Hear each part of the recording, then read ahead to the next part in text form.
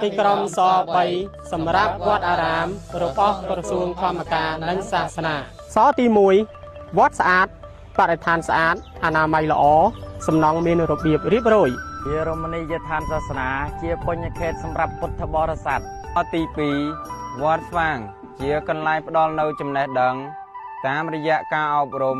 និងជាកន្លែងដោះខាត់ចិត្តនិស្ស័យបណ្ដោះបញ្ញាស្មារតីស្គាល់គុណធម៌សិលធម៌សុជីវធម៌ចូលមកងងឹតទៅវិញភ្លឺតទី3វត្តស្ងប់ជាកន្លែងគ្មានអធិការមានចំនួនជាកន្លែងធ្វើសមាធិកម្មដ្ឋានវឹកអប់រំចិត្តបន្ទោបងនៅកិលេស